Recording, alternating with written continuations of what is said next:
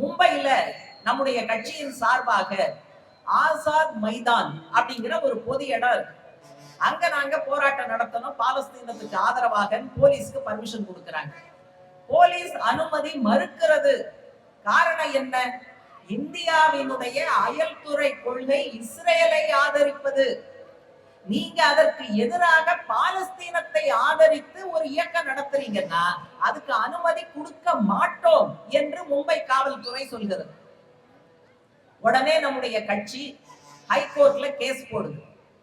ஏதோ கொஞ்ச நஞ்சமாவது நீதியும் நியாயமும் கோர்ட்டுகள்ல ஒட்டி கொண்டு இருக்கும் என்று நாம் எதிர்பார்த்தோம். ஆனா மும்பை ஹைகோர்ட்ல 2 நீதிபதிகள் கொண்ட அமர்வு இத விசாரிச்சு நமக்கு சரமாரியா கேள்வி. செங்கோடி இயக்கத்துக்கு உங்க கட்சி இந்தியாவுக்குள்ளதான பதிவு பண்ணிருக்கீங்க, இந்தியாவில எடுக்க உங்களுக்கு பிரச்சனையே கிடையாதா? இதையெல்லாம் விட்டுட்டு நீங்க பாலஸ்தீனமா இஸ்ரேலான்னு பேசிக்கிட்டு இருக்கீங்க, கொஞ்சமாவது உங்களுக்கு தேசபக்தி இருக்கிறதா? நீதிபதிகள் நம்ம கம்யூனிஸ்டுகளை பார்த்து, செங்கோடி இயக்கத்தை பார்த்து, தேசத்திற்காக உயிரை விட்ட அப்படிப்பட்ட இயக்கத்தை பார்த்து உங்களுக்கு தேசபக்தி இருக்கிறதா என்று கேட்கிறார். அரசமைப்பு சட்டத்துல கருத்து சொல்லும் உரிமை இருக்கு. அதென்ன கருத்து மோடிக்கு பிடிச்ச கருத்தை சொன்னாதான் உரிமையா? அமித்ஷாவுக்கு பிடிச்ச கருத்தை சொன்னாதான் நமக்கு கருத்து சுதந்திரமா? மாறி சொன்னால் நமக்கு அந்த உரிமை இல்லையா? அந்த சுதந்திரம் இல்லையா? நீதிமன்றமே இப்படி கேட்டால் அரசாங்கம் இன்னும் எந்த குதி குதிக்கும் என்பதை நீங்கள் நினைத்து பாருங்கள்.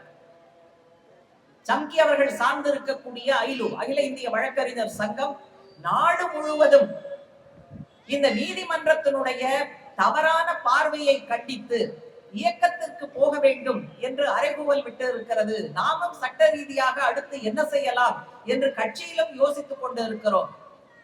ஒரு அயல்துறை கொள்கை, அதை பத்தி பேசவே கூடாது ஒரு அரசியல் கட்சி அப்படின்னா அது எங்க முடியும்? இந்தியா முழுவதும் இருக்கிற கட்சினா இந்தியாவை பத்தி மட்டும் பேசுங்க, மாநிலத்துல மட்டும் இருக்கிற கட்சினா தமிழ்நாட்டை பத்தி மட்டும் பேசுங்க, நெல்லிக்குப்பத்துல செயல்படுகிற ஒரு இயக்கம்னா நெல்லிக்குப்பத்தை பத்தி மட்டும் பேசுங்க, வேற எதை பத்தியும் பேசக்கூடாது என்றால் அது என்ன விதமான கருத்து சுதந்திரம்? அயல்துறை கொள்கை மோடியினுடைய அப்பன் வீட்டு சொத்தா? சுதந்திர இந்தியா எப்படிப்பட்ட அயல்துறை கொள்கையை வைத்திருக்க வேண்டும் என்று தீர்மானித்ததில் கம்யூனிஸ்டுகளுக்கு பங்குண்டு. தேசபக்தி என்றால் கிலோ என்ன விலை என்று கேட்கிற, தேச விடுதலை போராட்டத்திற்கு துரோகம் செய்த சங்கிகள் இன்றைக்கு ஆட்சி கட்டிலில் இருக்கலாம், நாடாளுமன்றத்தை இஷ்டம் போல நடத்தலாம், எதை வேண்டுமானாலும் தடை செய்யலாம், எதை வேண்டுமானாலும் இருக கட்டலாம்.